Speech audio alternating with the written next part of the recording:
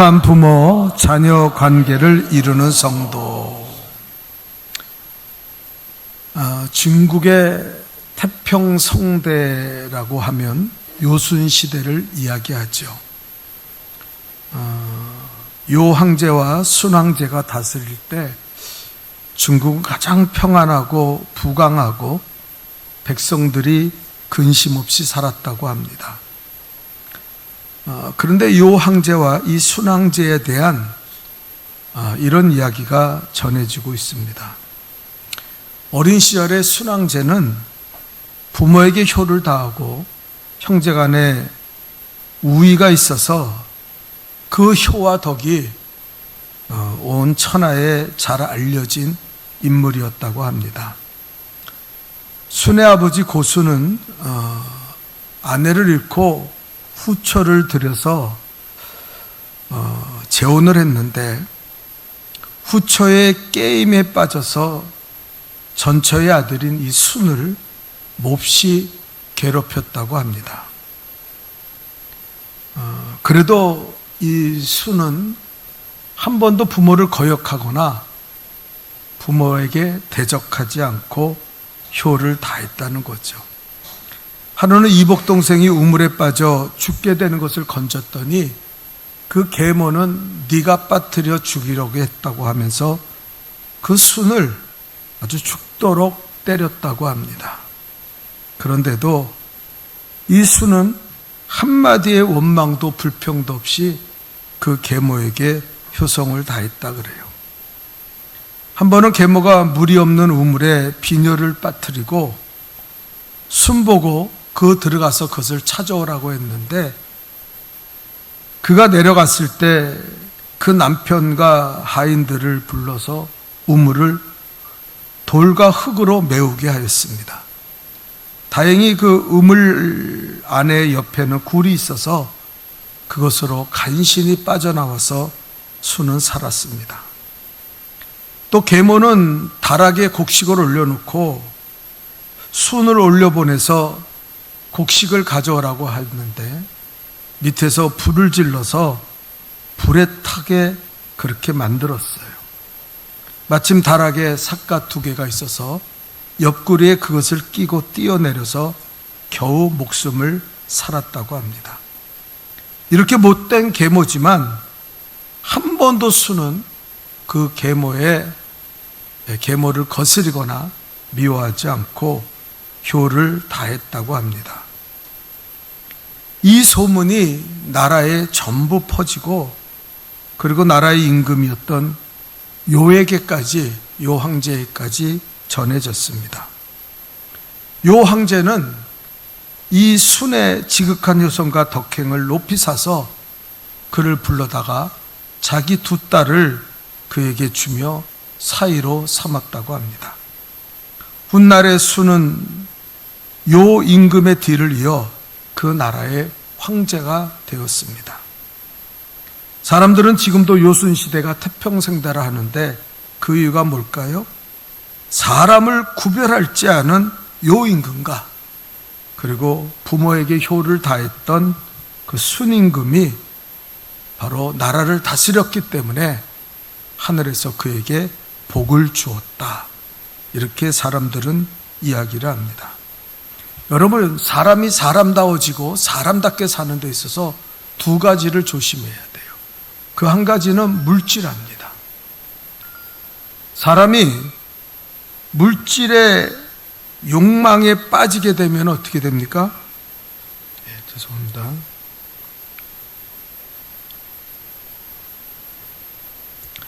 그렇게 되면은 돈만 쫓다가 인생이 완전히 피폐됩니다. 몇 푼 안 닿는 돈 때문에 사람을 죽이기죠. 사기쳐먹고 거짓말시키고 배신하고. 그래서 사람은 물질화에 빠지게 되면은 그 사람다워짐을, 인간다워짐을 잃어버리는 거예요. 그 다음에 조심해야 될 게 동물합니다. 이것은 사랑의 문제고 은혜를 보답하는 그런 문제입니다. 여러분, 동물에게도 모성애가 있죠. 이성애가 있습니다. 또 동적애도 있습니다. 전문가들이 말하기를 동물 중에서 가장 그 모성애가 강한 짐승이 곰이라 그래요. 그 다음에 이 동족애가 가장 강한 그런 짐승은 아니죠. 곤충은 바로 벌이라고 이야기합니다. 모성애의 견지에 보면 동물은 자기 새끼를 어렸을 때만 사랑합니다. 어미가 새끼를 지극히 사랑하는데 심지어는 자기가 굶주려도 자기 안에 있는 먹을 것을 토해내며 자식들을 먹이는 그런 사랑을 가지고 있다 그래요. 그런데 일단 크면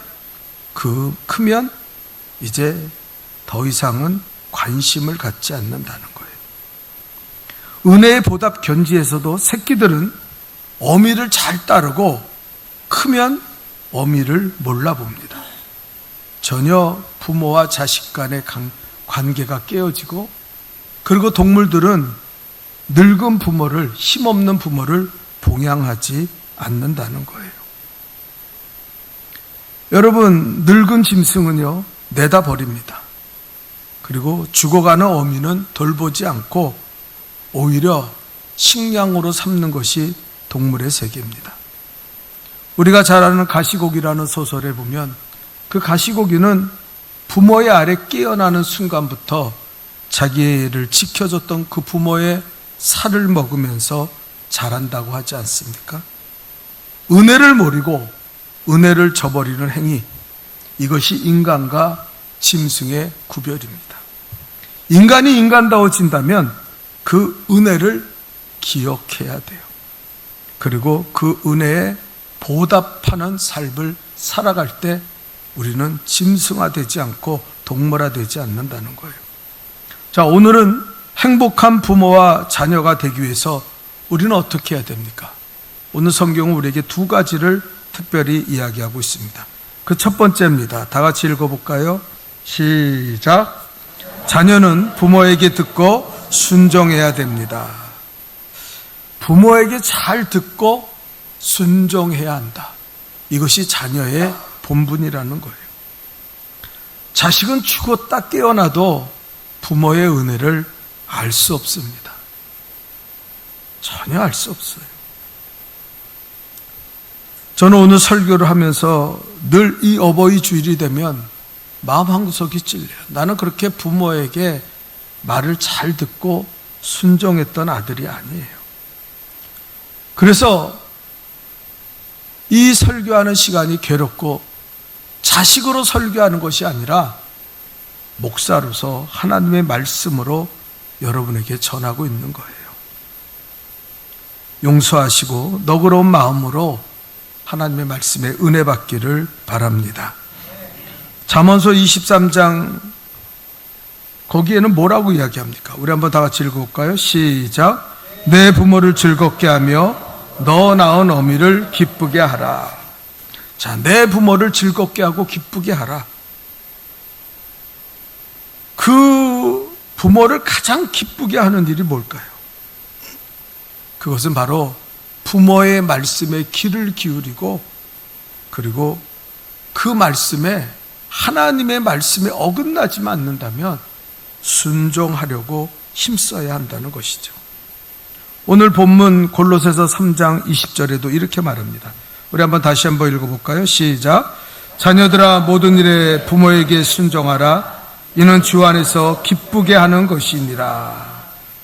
부모의 말을 잘 들어야 순종할 수 있는 것처럼 순종해라. 그러면 이것이 부모를 기쁘게 하는 일이다. 그렇게 오늘 성경도 이야기하고 있습니다.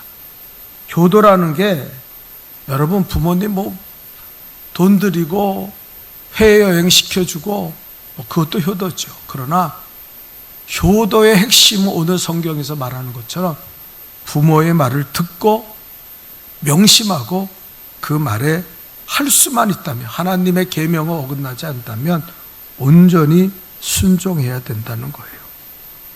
여러분 왜 그렇습니까? 하나님은 그걸 아세요. 부모는 자기 자식에게는 모두 지혜롭습니다. 부모가 옳은 사람도 있고 틀린 일을 한 것도 있어요. 근데 왜 지혜롭습니까? 부모는 이렇게 얘기해요.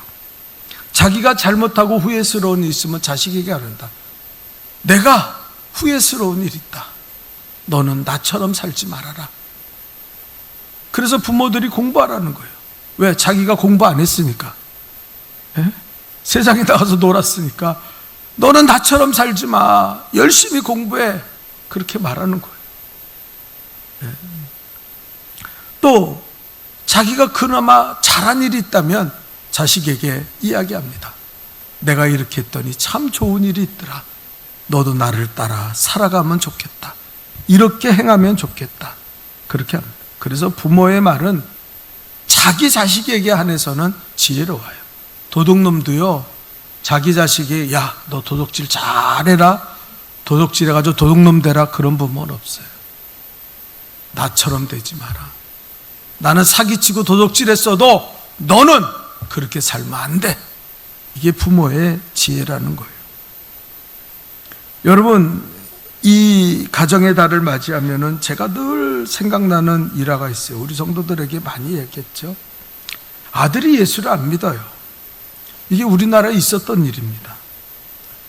하여튼 고집이 얼마나 센지 예수 믿어라, 교회 다녀라, 안 나가. 고집이 세요. 그러니까 어머니가 이제 그 아들을 위해 기도하다가 그만 이제 하나님의 부르심을 받고 돌아가시게 되었어요. 마지막 유언을 아들에게 하는데 이렇게 말합니다. 아들아, 너 돈 좀 있지? 이 아들이 돈 좀 벌었나 봐요. 그러면서 내가 마지막으로 하나 부탁하는데, 그 아들이 교회 나가라. 그랬더니 아니, 교회 나가라는 말 안 할게. 그 대신 너 교회의 전기세는 네가 다 내라. 그러고 이야기한 거예요. 어머니의 유언이니까 그 아들이 그걸 할 수 있죠. 할게요. 그리고 유언대로 대답했어요. 그리고 교회의 전기 고지서는 그 집으로 날아갑니다. 그리고 그 아들이 교회 전기세를 다 내는 거예요. 교회에 들어가면은 그렇게 팻말이 붙어 있어요. 누구누구 권사, 고 누구누구 권사님의 아들인 누구누구가 교회 전기세를 다 내고 있습니다. 그렇게 해요. 아들이 매달 교회 전기세를 내면서 생각해 보는 거예요. 어머님이 왜 나한테 교회 전기세를 내라 그랬지? 내가 교회를 안 다닌다고 하니까 오죽 답답했으면 그렇게 하셨을까? 그 아들이 점점 깨달아지는 거예요. 한두 번 행사가 있을 때 그래도 그 전기세 내는 분이니까 초청하면 교회는 아니고 몇 번 발걸음을 하고, 그러다가 이 아들이 회개하고 교회를 다니기 시작했어요.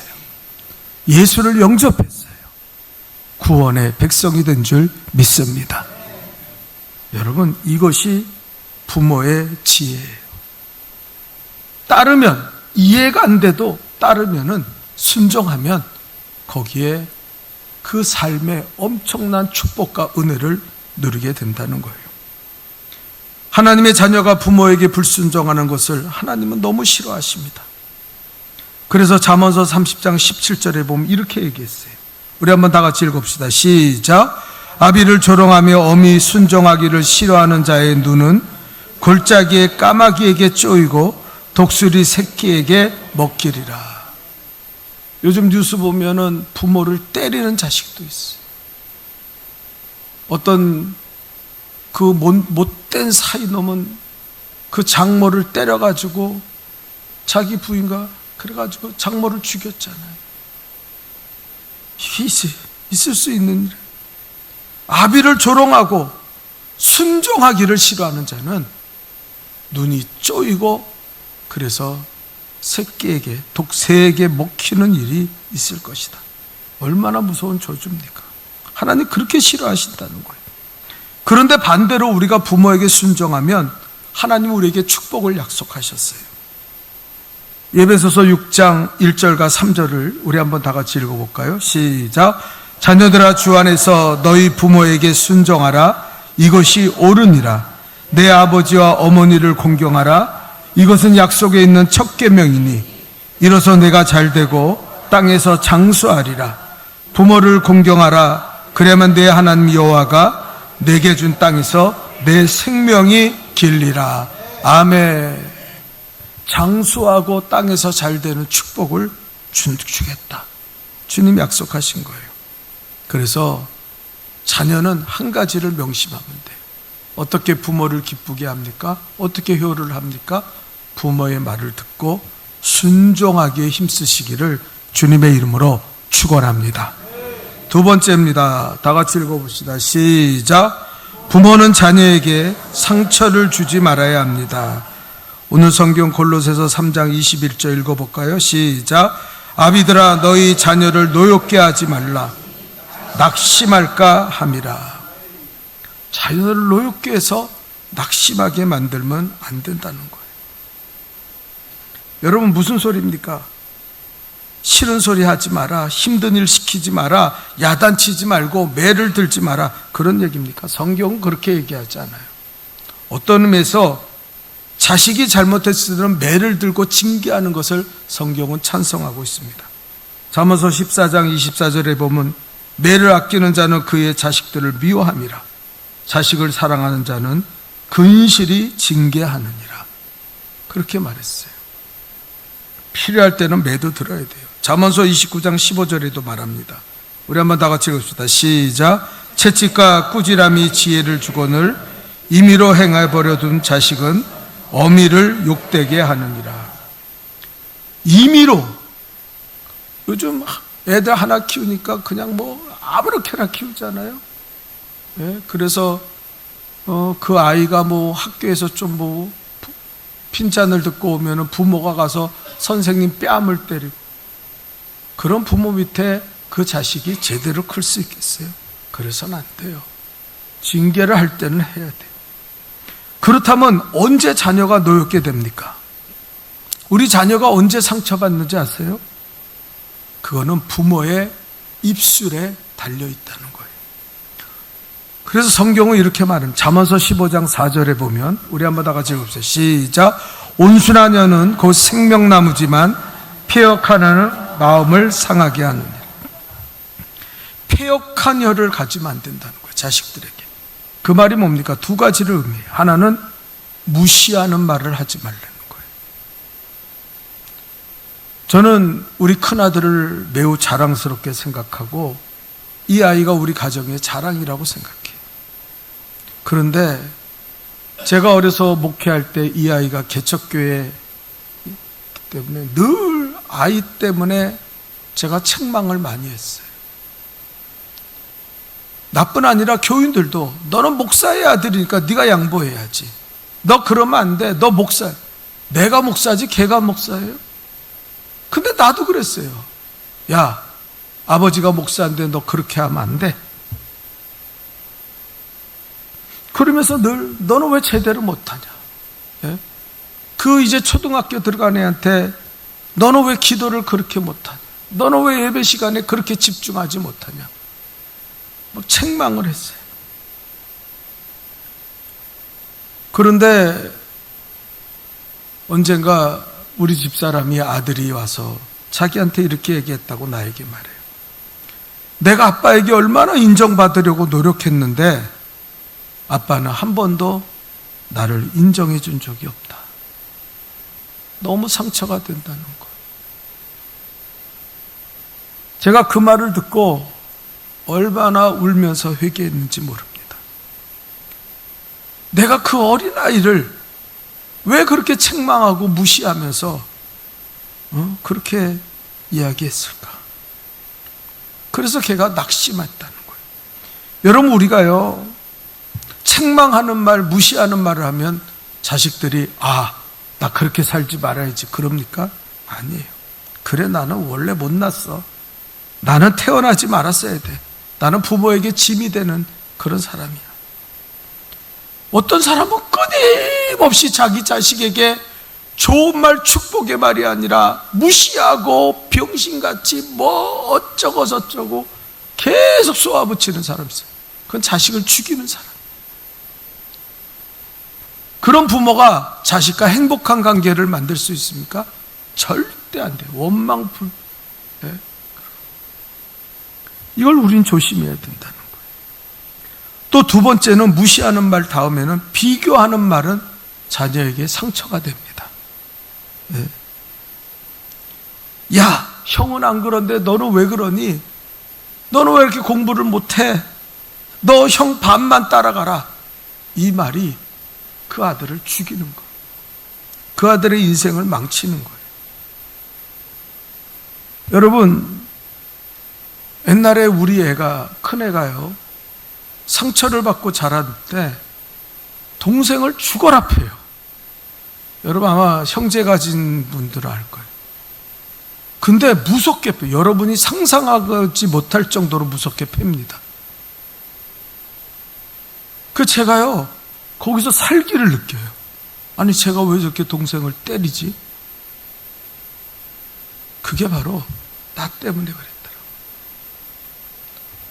내가 무시하고 비교하는 말을 너무 많이 하니까 이 아이가 그 열등감, 참을 수 없는 분노를 동생에게 배하는 거예요. 제가 목회할 때 한때 철없는 생각으로 목회를 좀 간둬야겠다. 교회가 부흥한 데서는 아니에요. 그냥 그때도 괜찮았는데 내 뜻대로 그렇게 교회가 거룩해지고 그러는 것 같지 않아서 능력이 없구나. 교회 간둬야지. 또 하나님이 나 간두는 거 원하실 거야. 그리고 다음 주에 이제 교회 문 닫고 제가 목사 그만합니다. 그러려고 한 주간 기도원 간다고 새벽 기도도 하기 싫으니까 그렇게 이야기하고 교회를 떠났어요. 여러분, 목사가 교회 밖으로 나가니까 갈 데가 없더라고요. 저녁이 돼서 잘 데가 없는데 어디를 갑니까? 그래서 기도원에 가서 그냥 기도굴에 들어가서 자든지 그래야겠다 그러고 갔는데 기도원 문 앞에서 어떤 목사님이 나를 보더니 막 달려오는 거예요. 사람 만나기 싫은데 그 목사가 오더니 별로 친하지도 않고 몇 번 만나지도 않은 목사인데 나를 붙잡고 반갑다 그러면서 나를 끌고 자기 숙소로 아니 지금 교회 집회에 있는데 무슨 숙소로 데려가냐고 그랬더니 할 말이 있다는 거예요. 자기가 새벽 기도를 하는데 하나님께서 그러더래요. 어느 기도원에 가라. 거기에 네가 만나야 될 사람이 있다. 그렇게 말하더래요. 그래서 아침부터 와서 저녁까지 기다리는데 아무도 아는 사람이 없더래요. 근데 6시가 되니까 내가 터벅터벅 올라오더래요.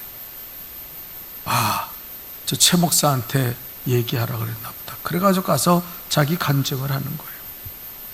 자기는 아버지가 목사고 형이 서울대학교 졸업하고 그리고 좋은 직장에서 임원인데 자기는 공부를 못했대. 아버지가 맨날 넌 형 봐라. 너는 왜 이렇게 공부 돌대가리 같은 놈아. 목사인 아버지가 맨날 그렇게 핀잔 주면 너는 공부 못하니까 신학교 나가라 이놈아. 그리고 말도 안 되는 소리를 짓거렸대. 너무 상처가 돼서 아버지 말대로 신학교에 갔지만 목사로서 하지 말아야 될 짓을 하고 사모님을 때리고 욕하고 온갖 나쁜 짓을 다 했어요. 그런데 사모님이 이제 도저히 이 목사님이랑 안 되겠구나 해가지고 서로 이혼하기로 합의하고 그 다음에 이제 그러는데 한 주 있을 때 사모님이 그러더래요. 목사님, 그래도 한번 여기 정태기 목사, 한신대 교수님 정태기 목사님 하는 목회자 치유 세미나가 있는데 거기 좀 갔다 오시면 어떻겠냐고. 그래서 마지막 부탁이니까 가자 그래서 갔대요. 둘째 날 이제 치유 세미나 중 산으로 그룹으로 올라가서 거기서 이제 조용한 데서 이야기를 하는데 그 인도하는 교수님이 그러더래요. 자, 여기는 아무도 없습니다. 여러분 얼마나 그동안 목회하느라고 힘들어요. 욕하고 싶은 사람 많죠.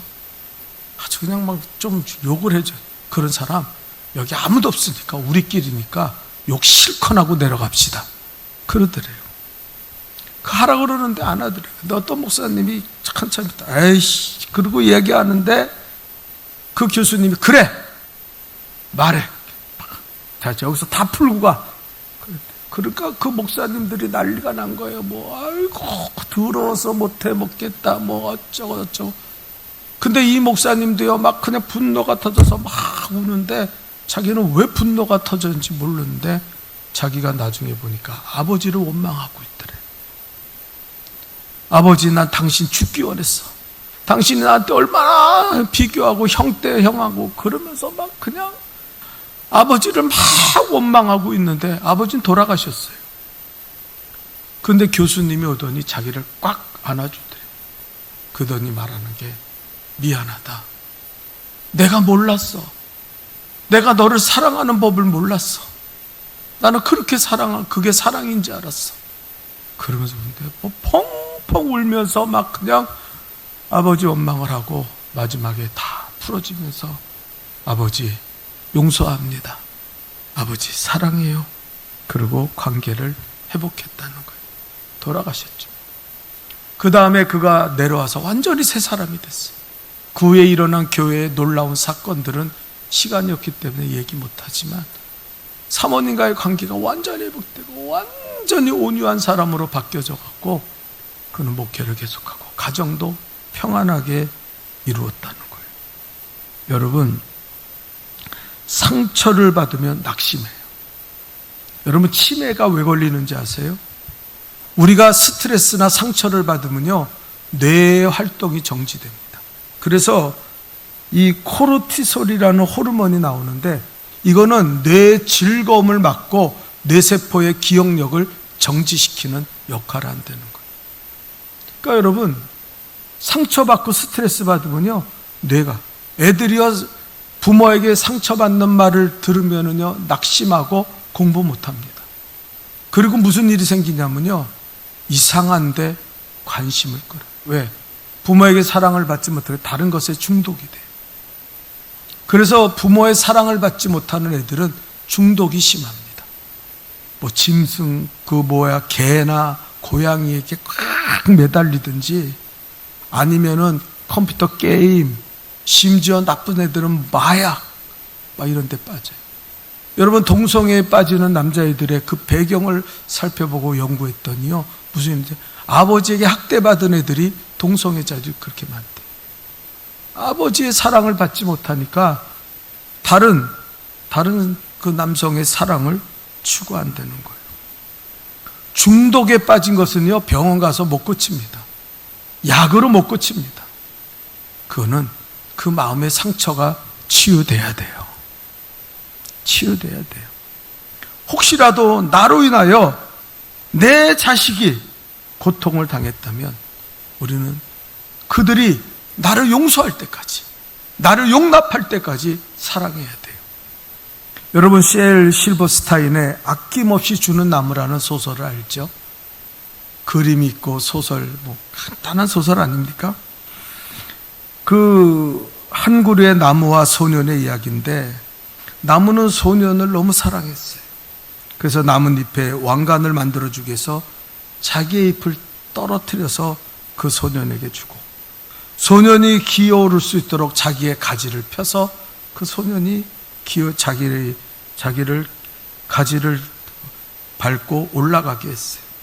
소년이 잠이 들면 그늘이 되어주고 열매를 모두 내어주어서 그 소년이 용돈을 벌도록 만들어 주었습니다. 소년이 집을 짓기 위해서 자기의 가지를 전부 베어서 소년에게 주었습니다. 마침내 소년은 더 넓은 세계로 가겠다고 배 한 척을 만들겠다고 할 때, 소년은 자기의 몸통나무를 베어서 그 소년에게 주고, 저렇게 그루터기 밑동밖에는 남지 않았어요. 소년은 세상에서 돌아다니다가 늙어서 힘이 없을 때 다시 이 나무를 찾아왔을 때, 소년은 자기에게 밑둥이밖에 남지 않았다는 것을 이야기하며 그것에서 소년을 안치고 쉬게 만들어줍니다. 그리고 그 책의 마지막 결론이 뭐예요? 마지막 그 문장이 이렇습니다. 그 나무가 말합니다. 나는 정말 행복했다.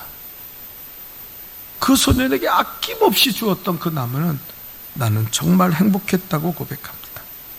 여러분, 아낌없이 사랑을 주어야 합니다. 내가 지금이라도 무시하고 아이들에게 상처 준 말을 했다면 나는 지금부터 아낌없이 주는 나무가 돼야 돼요. 그래서 사랑할 때 부모와 자식 간의 관계는 행복해지는 줄 믿습니다. 마지막 세 번째입니다. 우리 다 같이 읽어볼까요? 시작. 부모와 자녀는 행복한 관계를 소통할 수 있어야 되는 거예요. 이런 이야기였어요. 아버지 어떤 자식이 있는데 아버지에게 상처를 많이 받았어요. 근데 그 청년 집회에 참여했다가 은혜 받고 하나님의 사랑을 깨닫고 아버지를 용서하기로 했어요. 그래서 아버지에게 전화를 걸었습니다. 마치 아버지가 집에서 전화를 받는데 기숙사에서 전화를 하는데 아버지 저예요 했더니 그래 그러더니 엄마 바꿔줄까? 그러고 이야기하는 거예요. 엄마 바꾸지 마세요. 나 아버지랑 얘기하고 싶어요. 그랬더니 아버지가 대뜸 않으면 왜? 돈 필요하니? 그러고 또 이야기하는 거예요. 아들이 자기가 이만큼 잘한 것은 아버지의 고생 덕분이라고 말합니다. 그리고 아버지에게 감사하고 존경한다는 말을 했어요. 아들의 이 말을 들은 아버지는 무슨 말을 할지 몰라서 한참 동안이나 가만히 있다가 마지막에 이렇게 말했습니다. 그런데 너 술 마셨니? 그러고 이야기했다는 거예요. 소통이 안 되는 거예요. 대화가 안 되는 거예요. 행복해질 수 있습니까? 여러분이 이웃과 친구와 말이 안 통하는데 그 사람 친구를 사귈 수 있어요? 안 돼요. 네? 여러분 아버지뿐 아니라 어머니도 다 요즘 살기 바쁘고 지쳐가지고 자식들과 커뮤니케이션이 이루어지지 않아요. 그래서 애들한테는 우리가 지금도 그런지 모르지만 뽀로로가 대통령이라 그러고 그리고 꾸러기 게임하고 초등학생들은 인터넷 게임하면서 지내는 거예요. 이걸 우리 회복해야 돼요. 여러분 스위스의 신학자 칼바르트가 세상을 떠나기 전에 세계 전역을 다니며 마지막 강연을 했습니다. 그가 미국 시카고 대학에서 강연을 하고 나올 때 젊은이 한 사람이 따라 나와서 이렇게 말합니다. 선생님, 책을 참 많이 쓰셨는데요. 그거 다 읽어보기가 너무너무 어렵습니다. 오늘 제가 한 가지 질문을 하려고 합니다. 바르트 박사님, 지금까지 당신 마음에 스쳐간 가장 위대한 생각은 무엇입니까? 그러고 물었어요. 그때 바르트가 대답했습니다. Jesus loved me still, Bible said so. 예수가 나를 사랑해. 그것이 성경에 쓰여져 있어. 성경이 그렇게 말해. 이것을 말했어요. 바르트는 말하기를 이것이 신학의 전부라고 말하고 있어요. 여러분은 무엇으로 삽니까? 우리 인간은 사랑으로 삽니다. 무엇이 사람 되게 만듭니까? 사랑이 사람 되게 만듭니다. 여러분 무엇으로 자녀를 키웁니까? 고액가에 시키고 영어 학원 다니면 돼요? 아니에요. 부모의 사랑이 있어야 자식은 온전히 자라난다는 거예요. 여러분, 우리는 자식을 키울 때 성경은 뭐랍니까? 그리스도의 형상을 이루어지기까지 너희는 해산의 수고를 가지고 그 자녀를 양육하라고 했어요. 부모의 교육의 방향이 잘못된 것이 얼마나 많은지 몰라요. 좋은 대학 나와서 국회의원 되고 공직자 되면 되는 겁니까? 더 중요한 건 정직하고 국민과 국가를 위해서 얼마나 성실하고 책임감을 가지고 살신성인하는 모습으로 그 일을 감당하냐가 그게 중요한 거 아니에요. 그런데 우리는 성공하는 것에 집중해요. 돈 많은 기업인, 성공하는 기업인도 중요하지만 더 중요한 거는 그것을 사회에 나눌 수 있는 선한 기업인이 되어야 돼요. 나는 삼성그룹을 별로 안 좋아했어요. 원불교 믿는 종교고 그랬는데 근데 몇 년 전에 이건희 회장님이 돌아가면서 그 삼성그룹에서 3조라는 돈을 사회에 기부를 했어요.